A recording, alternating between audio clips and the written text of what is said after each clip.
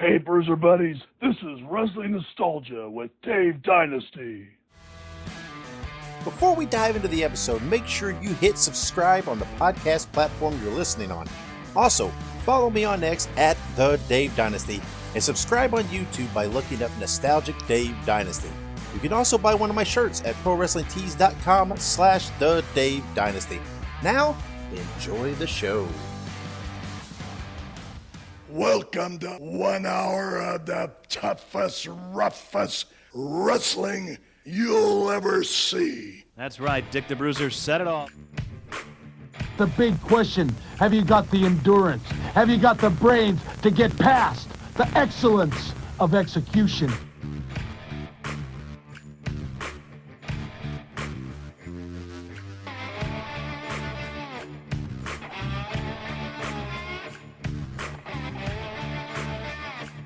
The reason why Axe and myself were put on this earth is to demolish people. Bobby Heenan, that is a very good-looking sport coat you've got on. Yeah, and I paid for mine. Mine isn't government issue. Hello, everybody. Lance Russell and Dave Brown right along ringside. And by golly, we're ready to go with another big week of championship wrestling. Greetings, wrestling fans, and welcome to Wrestling Nostalgia. I'm your host, Dave Dynasty. Thank you for joining me for yet another episode. How's everybody doing out there? As always, I'm doing good. This episode, my guest is handsome Johnny Starr, who's returning to the show after 8 years. We talk about him replacing Bobby Heenan, working with Ox Baker, falling out with Dick the Bruiser, and much more. That interview's coming up just in a bit. Remember, on November 8th, I will be attending the Coastal Wrestling Federation show called Overload in Milton, Florida. So if any of you listeners are in the area, come to the show and say hi. I did announce that I was uploading 2 unboxing videos on my YouTube channel. I did not get to record those as I planned. Hopefully, by the time you're hearing this, they will be uploaded, though, as I plan to record them very soon. Once again, special thanks to Figures Toy Company and the Nerd Closet for the awesome figures. So go check them both out and order yourself something today. All right, let's take a break. And when I come back, I'll have my interview with handsome Johnny Starr. Filsinger Games is a tabletop cards and dice game company that has enjoyed success for over 3 decades. Their first game was Champions of the Galaxy and was released in 1986. Champions of the Galaxy is a tabletop game that features professional wrestling over 100 years in the future. Humans, aliens, and monsters battle in the Galactic Wrestling Federation for belts. Legends of Wrestling features officially licensed wrestling cards featuring stars like Ted DiBiase, Jimmy Snuka, Harley Race, and many, many more, including game sets for independent promotions. Each match takes place in real time. The action is fast and furious, and all the things that happen in pro wrestling, like cage matches, outside interference, 3-man tag matches, they also happen in the games. You have the opportunity to run your own wrestling promotion involving either real life stars or fictional characters of the future, or you can mix and match both. Visit filsingergames.com for more information and to order the games today. That is Filsinger Games, FILSINGERGAMES.com to order now. If you like horror movies, be sure to check out Dave Dynasty and Ike Isaacs on the Listen to Their Screams Horror Podcast. It is available on all podcast platforms and on social media at Listen to Screams. That is Listen, the number 2 in Screams. And welcome back to Wrestling Nostalgia. At this time, I'm being joined by a former WWA wrestler and manager, handsome Johnny Starr. John, how are you? I am doing well, and it's a great pleasure to be with you. How are things with the podcast and everything in your life? Doing very good. I guess I should have said returning because you've been on the show before, right? And everything else. But I venture to guess you probably don't get called handsome much anymore by the general public. Oh, wait a minute! I didn't mean that as an insult. I mean, I can't even get my wife to buy into that anymore. Oh, no. Oh, well, once upon a time, I guess it was true, right? They billed you as handsome Johnny Starr. That's right. That's right. So let's talk. Let's go back to the beginning. What are your first memories as wrestling as a kid? Oh, gosh. Well, interestingly, my first memories are wrestling from Chicago. Yep. And I think the guy's name was Russ Davis, wasn't it? The announcer up there. Yeah. And, of course, Dick the Bruiser and Luthez, the big stars. Wilbur Snyder was there, I think. And so I just remember how exciting it was. And, of course, this was back in the days where you only had one TV and it was black and white. Yeah. And so, my dad didn't always want to watch it. So sometimes I only got to watch it every other week. And so I think that just made me love it all the more. And I always, from the time I was 6 years old, I always said, I'm going to be a professional wrestler someday. And, I was fortunate enough to be able to live that dream for a few years. Yeah, and when you got to that point, you were trained and started your wrestling journey with Dale Mann. Is that correct? Yes, absolutely. So tell us about that. How did that connection happen where you met Dale Mann and started to train? Well, I told my wife I wasn't going to start every sentence with "well," and I'm already doing that. That's okay. I apologize. No, that's all right. When I was 20 years old, I realized if I'm ever going to realize this dream to become a professional wrestler, I better start doing something about it. Yeah. So I started. I played college football, and I was in decent shape, but I started lifting weights, a little harder and with a little more purpose. And then I realized the next thing I would have to do, because there weren't really very many wrestling schools. I guess Gagne had one, but I didn't know about it. Yeah. That I was going to have to meet somebody in the professional wrestling business. So one summer, again, when I was 20 years old, I was selling radio advertising locally and had done pretty well and made some money. And so I found out how to sponsor a match. And I figured, hey, if I sponsor it, they have to talk to me. So I put up to $1,000 to sponsor the match in my hometown of Greenfield, Indiana. And Dale Mann happened to be the guy that brought the ring out. He was setting up the ring because he was injured and couldn't wrestle for a while. So, of course, I showed up to let him in. We got to talking. And this is kind of interesting. He saw my girlfriend there, and Dale was the guy that, every good-looking woman was potential for him, he thought, And anyway, he saw my girlfriend, and I said to him, I'd really like to get into wrestling. How do I do that? He said, well, if you'd fix me up with that girl over there, I'd train you. Which is, the more you know wrestlers, that's not really that far-fetched. No, that's so pro wrestling, isn't it? And as it turned out, I said, well, Dale, that's my girlfriend. You can't have her. But as it turned out, she has an identical twin sister. Oh, which is true. And I said, I probably could fix you up with her. Well, to make a long story short, by the time he realized I wasn't going to fix him up with her, he had me pretty much trained. There you go. And of course, go ahead. I'm sorry. Well, and then the way I actually got into business, he went back down to Kentucky and started an independent promotion. He needed wrestlers. Yeah. And so he had been training myself and Max Blue at the time. Yeah. And so Max and I went down there and started working for him. And that's how we got into it. Yeah, actually, my next question was going to be about Max Blue, because I knew you trained with him and started with him, and he was another Dick the Bruiser regular in the 70s and 80s. So, and you and Max were really good friends. I mean, for a long time. I don't know, maybe today. I don't know. Tell me a little bit about Max, because a lot of people don't know about him. Well, Max was a very good college wrestler, as a matter of fact. And I think Max is maybe 4 years older than I am. He'd gone to Indiana State, and I went to Indiana University. But he was a good college wrestler, and so when we worked out at Dale's house in the basement there, I mean, I got some pretty good workouts because I wasn't a college wrestler, so I didn't know how to shoot, but Max did.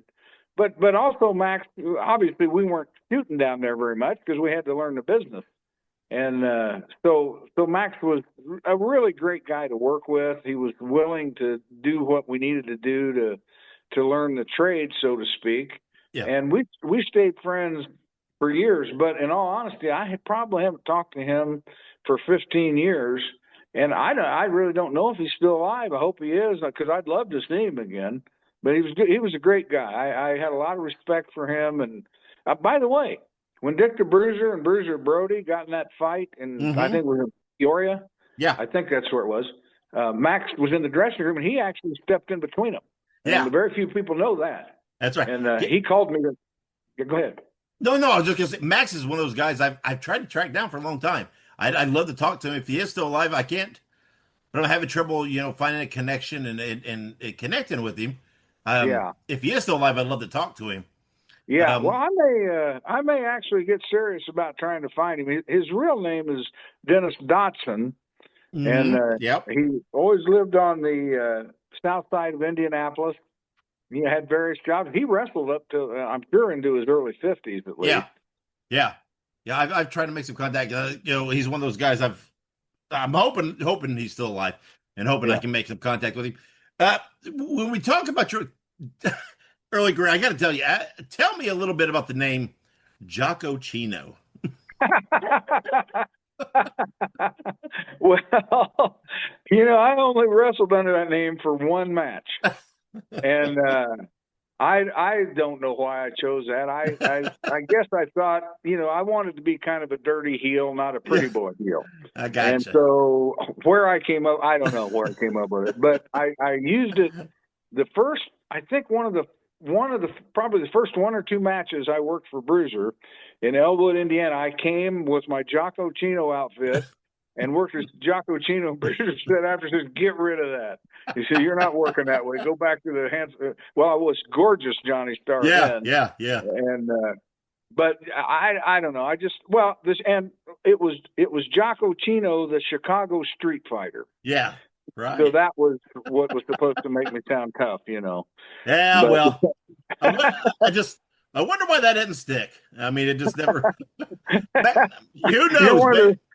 You're the only guy that's ever even asked me about that. I'm surprised you knew about that. Yeah, maybe if you stuck with Jocko, maybe this might have been a whole different conversation, John. Yeah, I mean, you never know what. That's just such a funny name. Yeah, but you talked about you working for Bruiser, right? And that switch, right? You were working in the Kentucky area, right, for Del Man, doing some of those shows. Yeah. And then when you started working in Indiana for Bruiser, it was kind of a unique switch because it all kind of stemmed for, at first, you were trying to get licensed as a promoter in Indiana, right? Well, I ultimately did get licensed as a promoter. Right. Yeah. We'll talk about that. Well, here's it was kind of two things happened at once, I guess.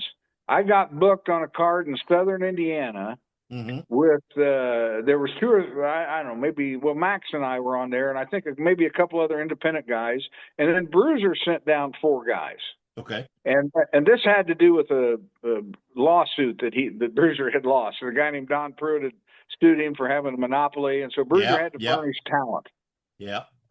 So anyway, and Mitsu Arakawa was one of the wrestlers there. Okay, all right. And I can't remember who I worked with. I think it was a guy named Percy Pringle.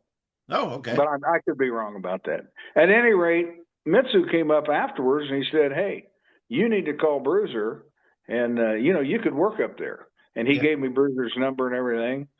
And so and he recommended me to Bruiser. Okay. And Mitsu was one of the best human beings I ever met in my life. He was just a great guy. Yeah. And so he was a big help to me, and certainly with that recommendation. And Moose Kolak also recommended me. So, and then I had been trying to get a license, and I, of course, dropped it at that point, because really what I wanted to do was work for Bruiser. Sure. And it was the guys in Kentucky that wanted me to get the license so they could come in here and go opposition. Yep. Right. Well, I didn't care about that. So anyway, in the process, though, of at least exploring the possibility of a license, I met Kels McClure, who was the head of the athletic commission. Mm-hmm. And anyway, Kels and I had friends in common because my dad was politically connected, and Kels was a Democrat, and my dad was a big Democrat. And so Kels kind of told Bruiser, use this guy. And so that helped me when the head of the athletic commission, kind of went to bat for me as well. Yeah. So how did you develop the handsome Johnny Starr? Right. You said at first it was gorgeous Johnny Starr. Excuse me. Yeah. Where did that come from? Any idea? Well, I think it was just the idea that I had always admired those pretty boys. Of course, Bobby Heenan in particular was I was a huge fan of his. And so, and Jimmy Valiant and people like that. But I just thought that was a gimmick that would be a lot of fun to do.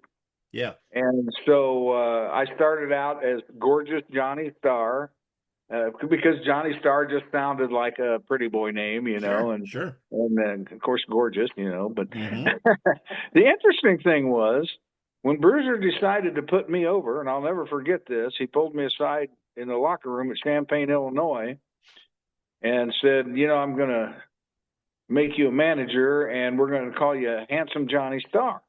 And I said, well, Dick, Handsome Jimmy Valiant was just here for like 3 years. Yeah. Are you sure you want it? Well, Dick, arguing with Dick was fruitless. Yeah. And so I realized, okay, he wants to give me a push, put me on top. I'm not going to sit here and argue with him, right? Yep. So, that's how Handsome, I would have never chosen it, but that's how it came about. Yeah, and that's the case with a lot of people with Bruiser, right? People always ask, "Oh, how did this name?" And there's nothing to it. It was just Bruiser. Whatever.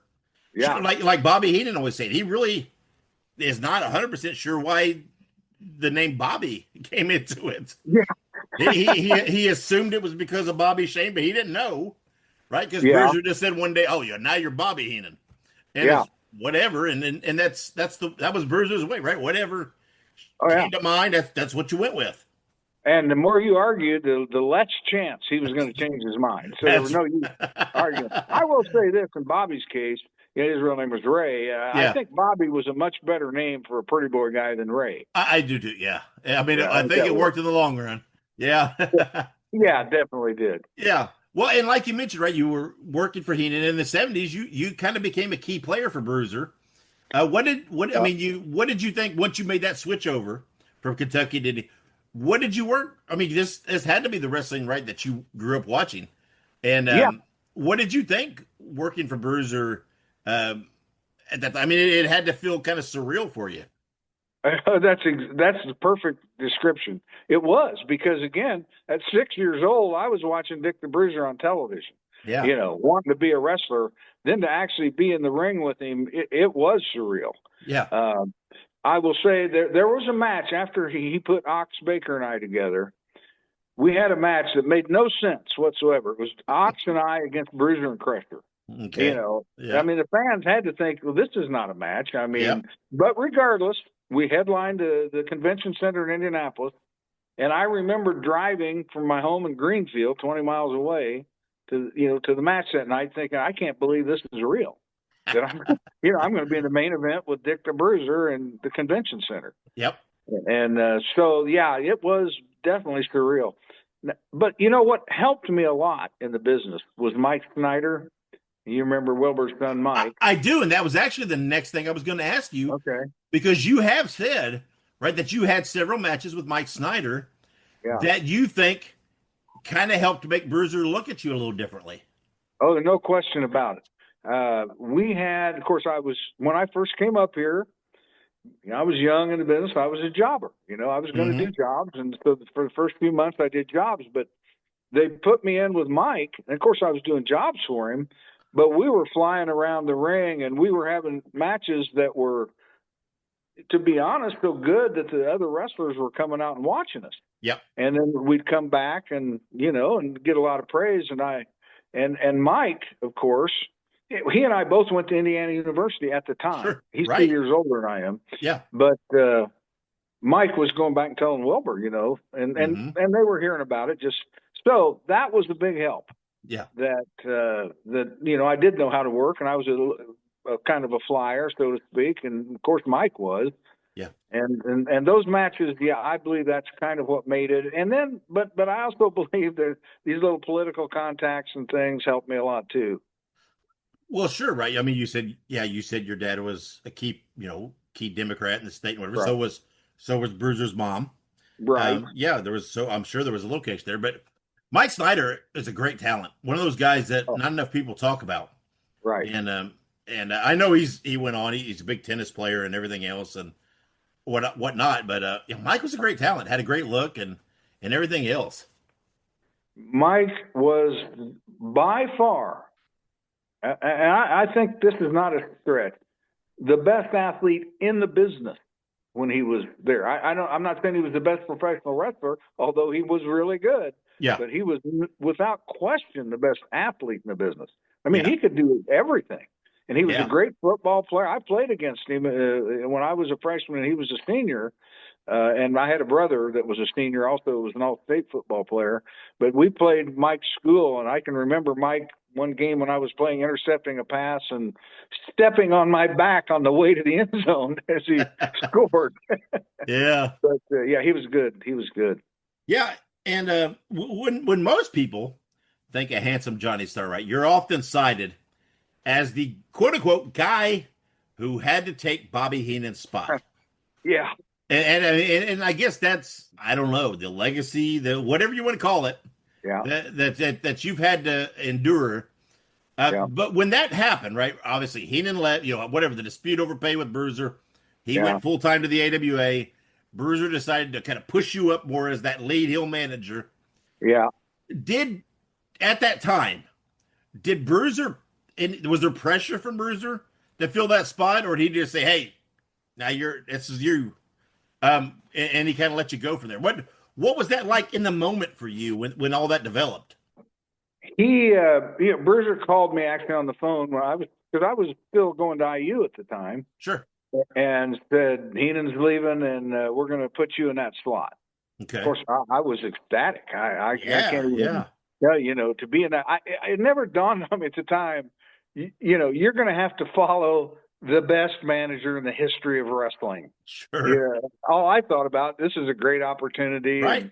There was never any, that's just what it was. And Dick kind of left me to my own devices to develop the character. Yeah.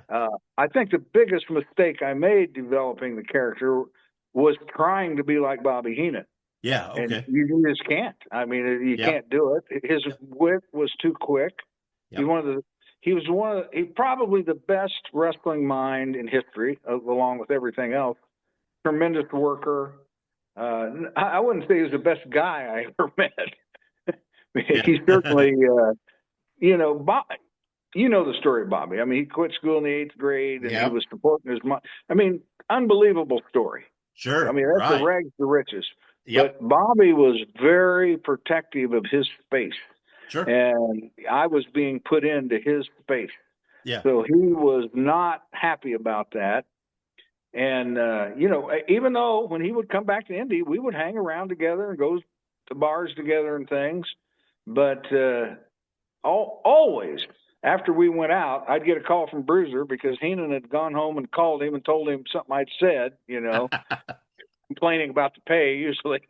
Yeah. But I had to kind of watch that. But actually, in our last years, Heenan and I we weren't even on speaking terms. So, but all that being said, I absolutely believe he was the greatest at what he did. There was just never anybody better than he was. Yeah, I agree with that. Yeah, and that's professional wrestling, right? Everybody super protective of their spot and is always fearful that someone's going to come along and take that spot from them. That's the age-old story of why guys worked hurt and worked this and that and whatever else. I mean, you hear it time and time and time again. Yeah. And of course, right, Bobby would think, right, here's this young guy doing this managing thing, and he's, I'm sure in his mind, he's fearful, right? Or is Johnny Starr going to take my spot? And so I find that funny that, right? I mean, Bobby had a little heat with you, but right, not to your face, I guess, huh? Kind of behind your back. Yeah, and the thing was, I so admired him. Yeah. That I didn't care. I know he's saying these things and this, that, and the other, but I liked being with him because, again, he was so clever and so smart that I was learning from him. And, we had a match one time up in Chicago. It was Oxbaker against, I believe it was Mulligan. Mm-hmm. And Heenan managed Mulligan and I managed Ox. And the finish was basically, Ox is getting ready to pin Mulligan and Heenan gets up to interfere, but I get up, and this is in the amphitheater, but I get up and stop him from interfering. Yeah. And I'm telling you, I never saw the crowd go that crazy. Yeah. And Bobby and I could have come back against each other. I mean, it would have made me a baby faced, of course. Sure. It did. I mean, it ruined me as a heel. Yeah. But we could have come back and done some business. But of course, again, Bruiser would never allow that. Yeah. No, no young guys are going to come back and outdraw him. I don't know that we would have outdrawn him, but we would have had one good show, at least. Yeah, right. That was always the thing with Bruiser. Right? No one was going to be on top over Bruiser. Right. And but you mentioned it, right? You went to IU, Indiana University, an English major, and that was during some of this time. So what was that like? I mean, you're balancing two peculiar sides of your life. Yeah. Right? This college student and a professional wrestler. What was that like for you at that time? Well, it was difficult because, I would go to class all day in Northern Indiana, wherever we were working.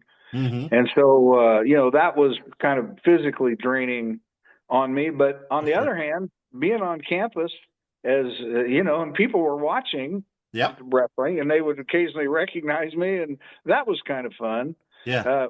And I don't know, maybe I told you this the last time I was on, but I had one incident where these guys from IU sent a letter to Sam Miniker, asking for a picture of Ox Baker and myself because they watched wrestling at 2:00 in the morning, on Saturdays.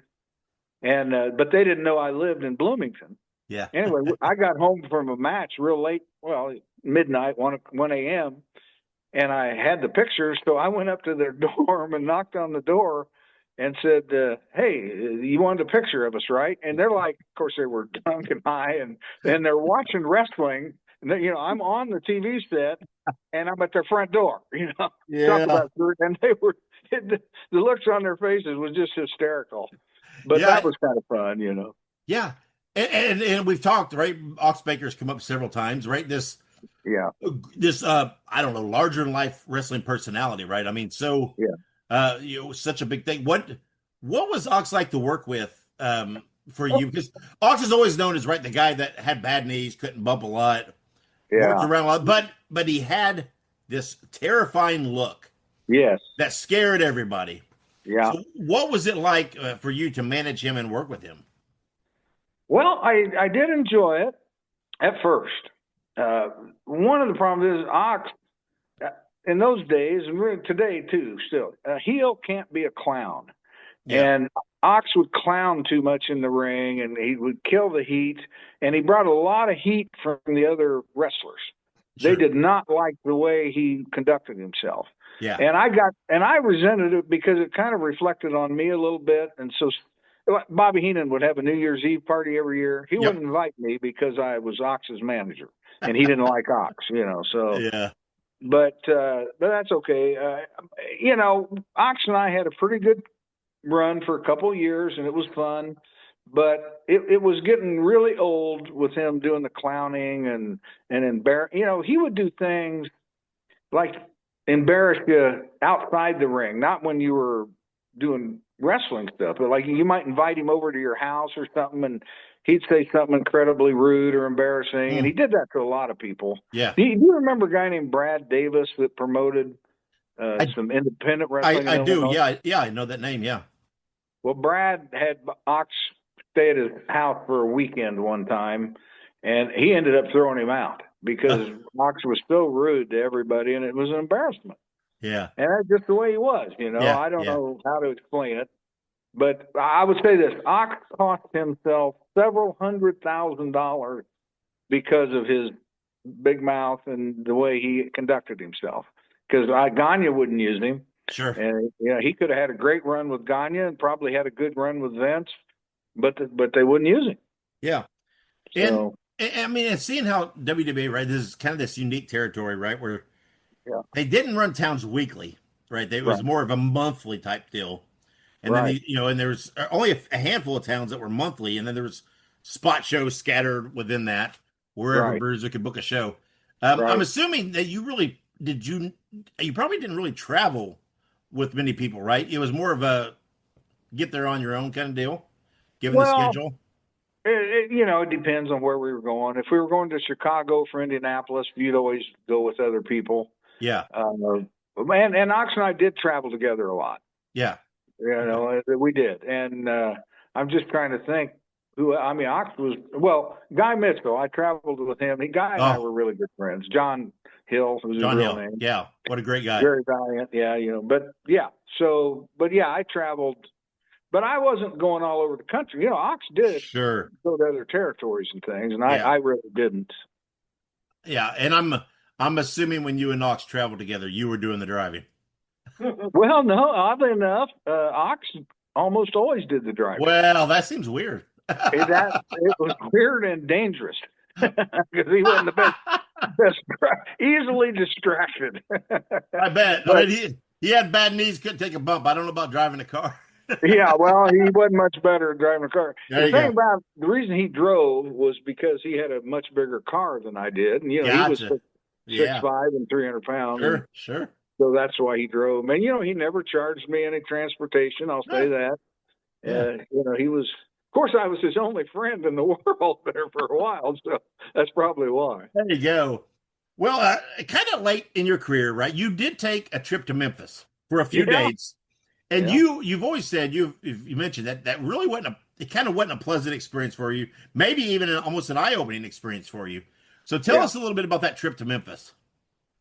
I wanted to take one last try at making my living at wrestling. And I knew about Memphis. They, as you know, were running town 7 days a week. Yep.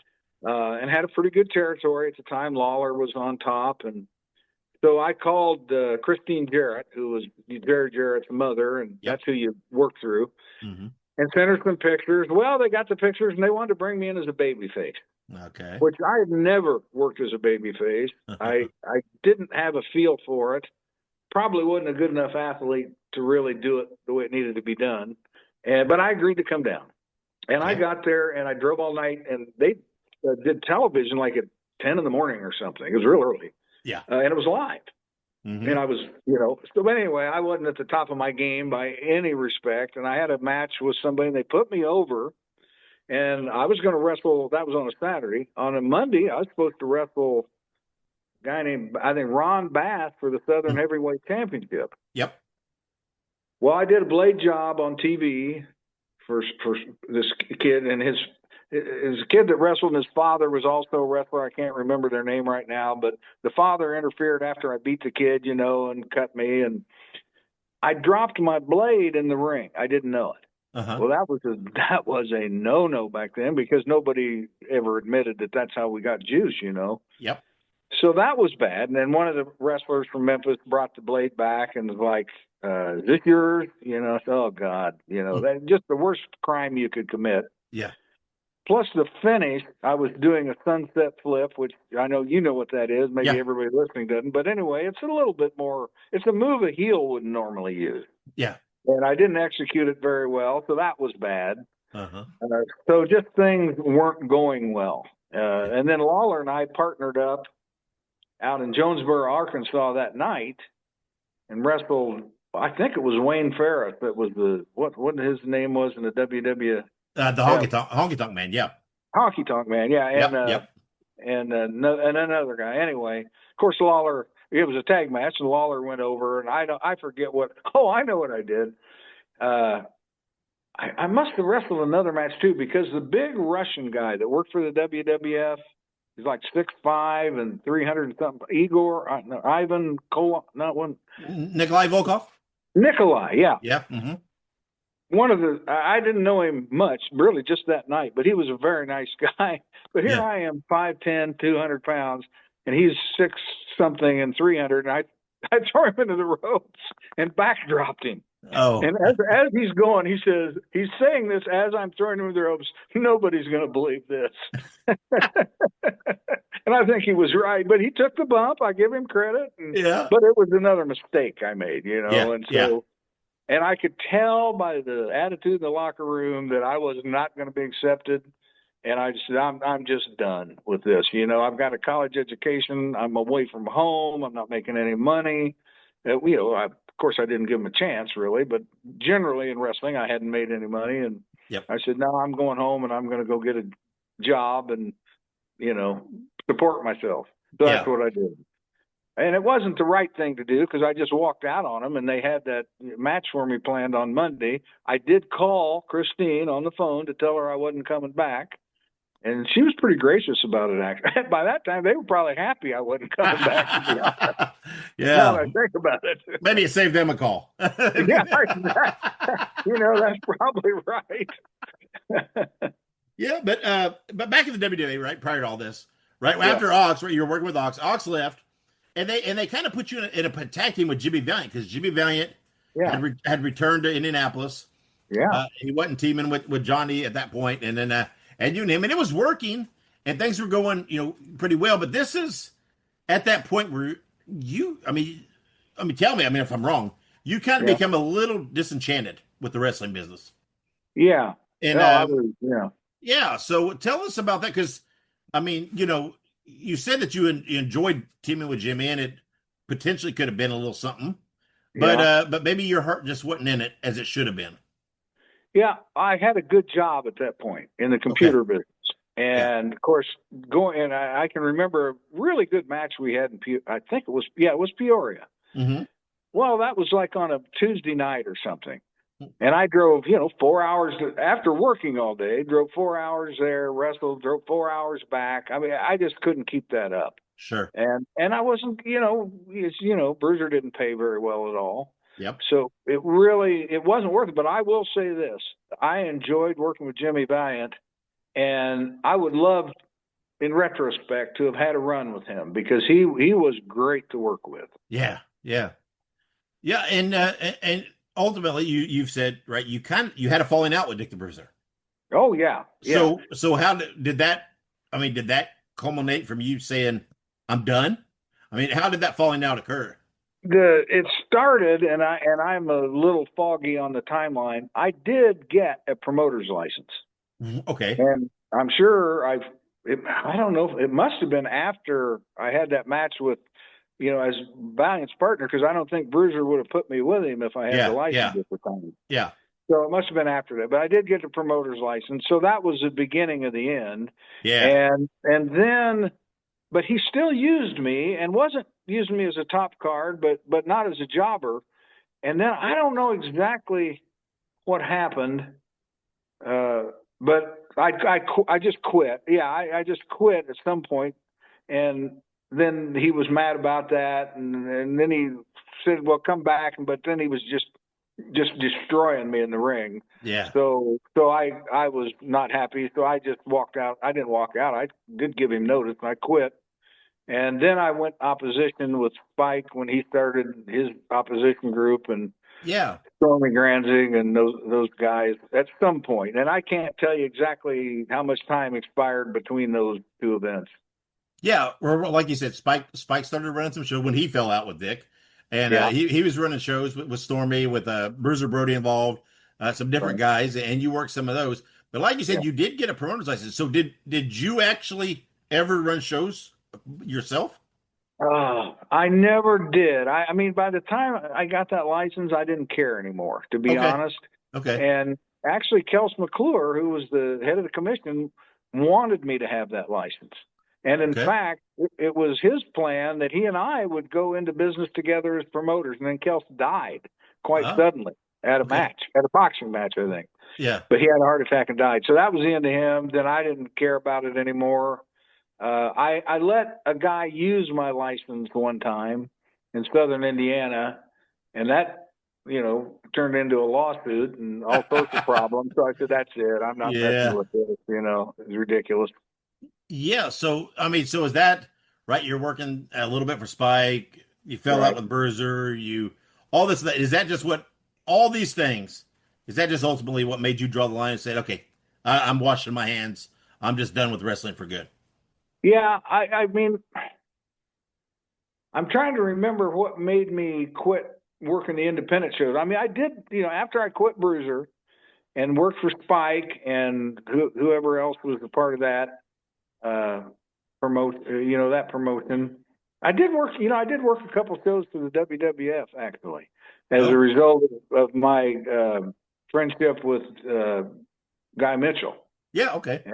And so I worked 2 or 3 shows for them, one in Louisville, one in Indianapolis after a Pacer game. It was a special promotion. But I just didn't want to do well. And also my son was born. Okay. And once my son was born, I just wasn't going to be away anymore. Sure. It wasn't worth it. So yeah, that was a big thing. When my son was born, I wanted to be home at night. What I was getting out of wrestling just wasn't worth the trade-off. Yeah, and you're right, and it's. I mean, wrestlers have always said it's a hard thing to leave, right? And most wrestlers say, right, you never fully leave. Have you ever, pop back? I'm not saying as a worker, but have you ever kind of went out to a show, made an appearance, just got out there and wanted to see what was what in wrestling anymore? Or when you were done, were you pretty much done for good? Well, no, I wasn't. I went out to a couple of. I didn't work though. After I'm trying to think, I think I was 38 years old the last match I worked. Okay. And of course I'm 73 now, so it's been a long time. Yeah. But I will say this: I dream about it. I dream about finishes all the time. Yeah. Think about them all the time. So yeah, it never leaves you, I guess, in that regard. It's crazy, right? Because everybody says that, right? And that's what I mean. That's been a downfall of a lot of guys, right? It's that they have trouble to adjusting to that post wrestling life because it's. I don't know. A lot of people liken it to an addiction, right? It's just so encompassing of your entire life. It's hard to adjust to that life after. It is, especially if you've spent some time on top. Sure, right. I had a couple of years like that, and you're getting all that attention, and you go to shopping malls, and people would ask you for autographs, and that was nice. Yeah. What wasn't nice though, and people don't think of this, you go into a bar. I couldn't go into a bar if you're a heel because there's always somebody there wanting to pick a fight with you. Yeah. And, that always made me real nervous because I wasn't the biggest guy in the world. So I was glad to get away from that part of it. That's right. Right. Like Bill Watts and so many guys have said, right? If you're going to get in a real fight, you better win. And, it helps if you're 6'4" and 270 pounds like Bill Watts. I was 5'9". That's right. It's a different ball game. Yeah. Yeah. And, but like you said, right, when you left and started adapting to that life after wrestling, you had your son, and everything else, but you also completely found a different career path, right, with the church. Yeah, well, that wasn't the first one. I owned a TV station for 10 years. Oh, really? Really? Yeah. A local station in Hamilton County, which is the wealthiest county in Indiana and really well populated. I leased a station from the local cable company. We went ultimately to about 20,000 homes in the area. And it was for profit theoretically anyway. Sure. And we did a lot of high school sports and things. I love that theoretically. Yeah. Should have been for profit, but we always hoped it would be. But I did that, and then and kind of through there is how I got into the church. Actually, we started taping religious services, and one church I was taping every Sunday. And had a tremendous minister with a great message, and he got across to me, I guess you could say. And so eventually, I did go to Christian Theological Seminary at the age of, I think I was 48 when this was a 4-year program. Yeah. So it was very difficult. I mean, I had a degree in education and everything from IU, which wasn't easy, but this was really difficult. Yeah. Man, part of it was because I was older, and stuff. Sure. But anyway, I did do that. So when you owned this station, did you ever run any local wrestling? Did anybody ever buy time for you to run independent wrestling shows or anything? Well, actually, a Mexican guy did. Okay. And he was promoting, Mexican wrestling down here. And came in and, like most promoters, ultimately stiffed me. I don't know why I didn't get the money up front. I'll never know, because I should have known, if anybody, Right. But we did run a couple of those the Mexican shows, a lucha libre they call it. Yeah. And that was fun. I did enjoy it. Actually, I worked on the cameras and everything for that show. There's a lot, but that was about it, really. Yeah, that's funny. It's it just never completely leaves you. So, All right. So since then, have you? I mean, do you ever get invited to events? Ever get invited to signings or anything like that there in the Midwest? The last thing I did was right before I switched jobs, and my wife here, I got to ask her, where was I getting ready to go when we went up to Chicago to do that? Church. Well, yeah, but anyway, it's been 12 years ago at least. Mm-hmm. I did an autograph thing in Chicago with Ock. Okay. And, and people came and didn't know who I was. Of course, I was 50-some years old. And at that time, I'd gained 50 pounds, which I've since lost. But, I definitely didn't look like I did in my 20s and 30s. John, I hate to say, we've all gained 50 pounds. I mean, that's not just exclusive to you. Yeah, I know. but it's I don't live in the Midwest anymore, right? I live in Florida, but I've always had that hope that maybe someone would do kind of some form of a WWA little reunion type thing. I know there was not a lot of talent left, but before, with who is that still there would do something. But it just never happens. Yeah. But that would be fun. I mean, I would do it, but like you say, so many of them are gone. Yeah, it is, right? And, who do you center it around, right? I mean, Bruiser's gone. Bobo is gone. I mean, the Moose is gone. Those next level guys are gone. So it's like, I don't know. Who do you put on as that money getter kind of guy to draw everybody? It's a weird scenario. I agree with you. I don't know who it would be. And, they did something. Are you familiar with Dan Garza? I do. Yeah. Diamond Dan. Yeah, I am. Yeah. Yeah. Well, he started this Indiana Wrestling Hall of Fame. Yep. Correct. Which basically he just kind of sends out, just puts you in it. I don't know. There's no process, I don't think. Right. But anyway, and it's fun. You can legitimately say you're in the Indiana Wrestling Hall of Fame. I mean, yeah. So that's what I always thought he could do something maybe from that angle. Bring everybody together and have a little banquet or something. I don't know. Yeah. I mean, it'd be a fun thing, right? Just to honor those that are still with us, right? They give them a little recognition. And I don't know. I think there's enough diehards to at least break even on it, and to have fun. It's obviously not going to make a lot of money. I don't think that should be the purpose. But no. But I think you're going to have anybody that you put in the Hall of Fame is going to come and bring their spouse or whatever, and there'll be some other. So I think you could make money on it. Sure. And it would be a lot of fun. Yeah, it'd be a great idea. It would. I mean, there's still a few guys left, especially, as you get into the 80s, right? But even some of those guys, I don't know if you're familiar with him, right? But we recently lost the great Wojo, who wrestled for Bruiser in the 80s. And so even those guys, it's getting there. It's, and it's, my whole problem is I hate when we wait too late to recognize people, and they're gone, and we don't tell them how much we appreciate them while they're still here. Yeah, and, definitely, yeah. Yeah, it's so that's why and if I still live in the Midwest, I'd probably be the guy to spearhead that and do it, but I'm not there anymore. So, so it makes. Where are you living in Florida? Where are you at in Florida? I'm in Pensacola. And okay. I've got a son who lives here, and my job's a remote job. I work from home now. It's been that way, and I always wanted to retire in Florida, and then with the remote job, me and my wife just we got to a point where why wait? Let's just do it. Our son's there, and so we went. We've only lived here a couple months now, but we love it. So. Yeah, I mean, there's certain things I miss about the Midwest, right? And that connection. I spent the majority of my life in the Midwest in Indiana. So there's always things I miss, but and that's I've always had that connection. That's always where my heart lies. But and it's difficult, right? Because that's where my wrestling love, my taste, what I grew up on, and so there are things like that, right? If anything were to pop up, it'd have to be a big trip for me to get back for it. That's not a. That's a good drive.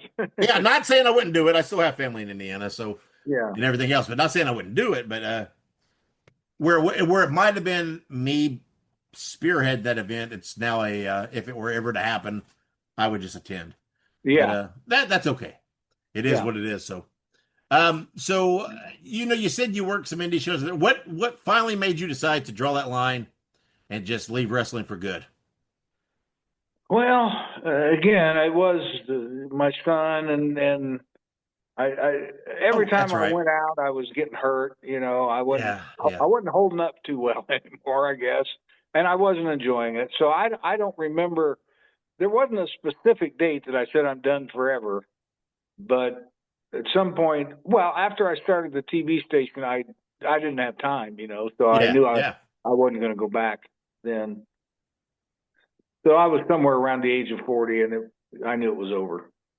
Yeah, and you had that peculiar career, right? It wasn't super long, but it was really kind of white hot for a while, right? It was in those territory days, and when you were in Indianapolis, and again, I can't stress this enough. People don't give recognition that those years in the 70s in Indianapolis were big years. Oh yeah, and people, a lot of people judge WWA based on those.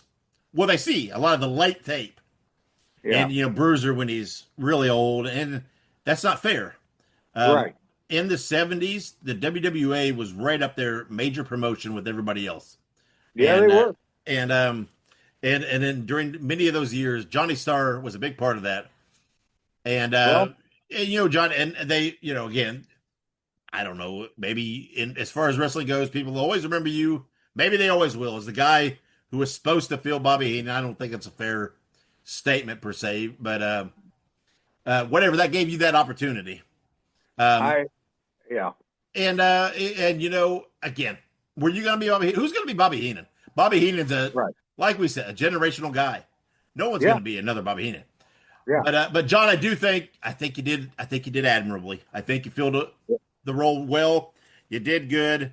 And you were good on the mic. You were good in the ring. You had a good look. For being in that role, I think you performed. I think you did what you were supposed to do. I really appreciate that. I listened.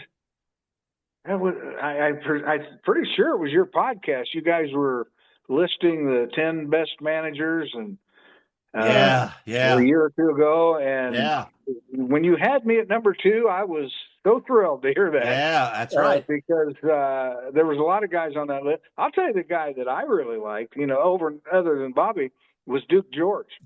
Yeah. I thought if he'd stayed around longer, he really had something going for him, I thought. Me too. Again, and there's so many of those guys in WWA with Dick the Bruiser that I don't think get the recognition they deserve because they were just these Midwest guys.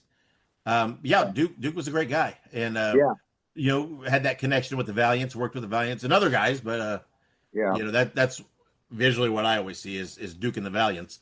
And, what a great guy. But it's fun because it's a hard thing, right? Because there's a lot of good managers that come through there, but that was me and John Lawson. I don't know if you know John, but I remember his dad. Yeah, his dad. I remember John as a kid. Yeah, they're in Terre Haute and everything else. So that was me and John doing the top 5 WWA managers. Yeah, it's been a couple of years, but like I said, I think you did a great job. I've always been a fan of yours, John, and like I said, I know you've been on, but it's been many years, been several years. Yeah. Well, I thought it was time to bring you back on, reintroduce you again, talk to you again, and dig into some of these stories a little more. I think I've got an expanded new audience that it was time to do a follow up. Well, I really appreciate it. I mean, as you said, we never quite leave the business. No, and it's nice to be remembered, especially at 73 years old. Sure. Yeah. That's what I'm saying. Even if the new stuff's not your thing, it's still. That's why my show's called Wrestling Nostalgia because there's that nostalgia about it, right? That everybody remembers what they loved as a kid, right? And again, I know you're not really per se involved in the wrestling business anymore, and everything else. But is there a way for fans to follow you, keep in touch with you if they wanted to, or do you prefer to kind of keep to yourself?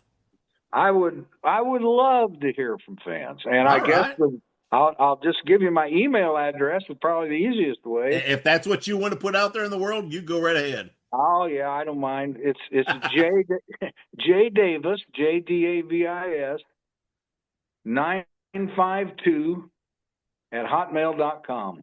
There you go. So anybody out there has some memories of handsome Johnny Starr, drop him an email and share your stories. He'd love to hear from you.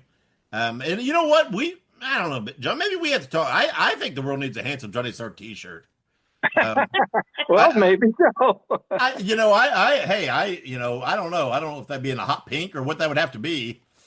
We'd have to figure that out because, no,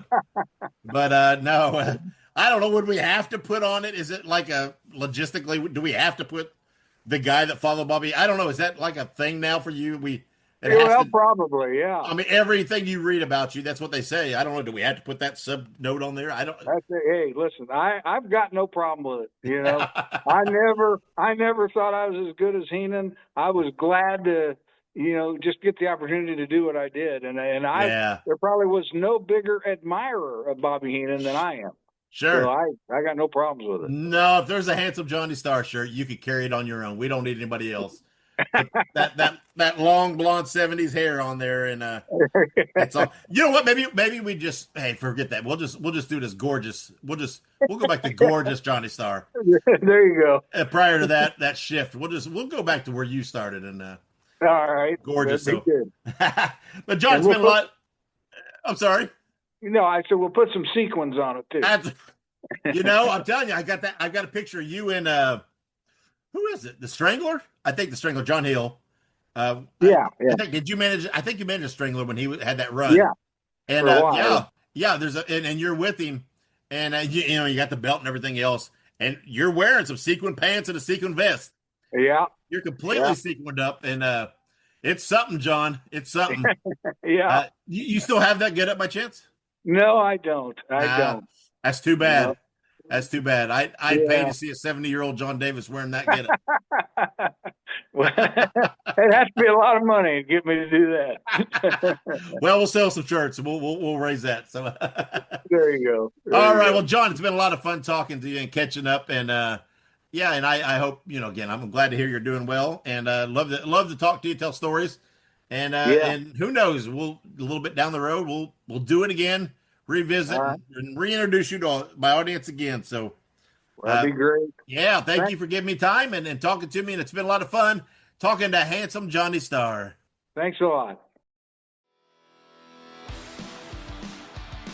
Hey ho, everybody.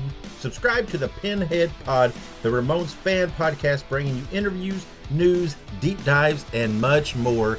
Look it up on your favorite podcast platform. That is Pinhead Pod.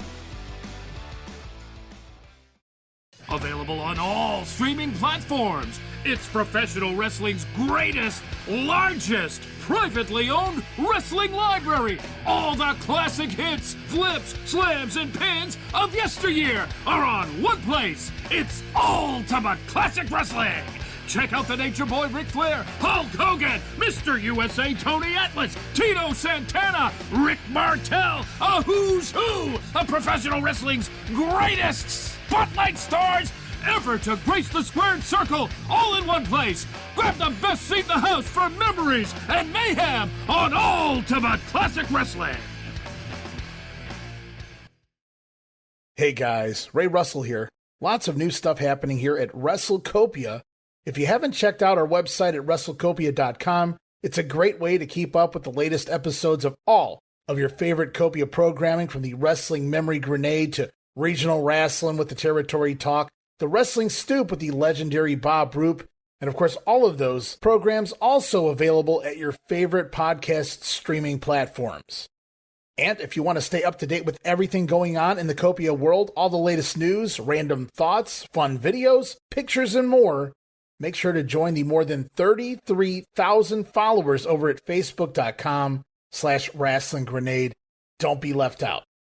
And last but definitely not least, it's what keeps the entire machine going. I'm talking about Patreon.com/WrestleCopia. We appreciate your support in helping us pay the bills to keep the WrestleCopia podcast network running and enabling us to continue to bring you all the quality programming that we offer. All right, and thank you to John for coming back on the show and talking with me again. What a great interview. What a great guy.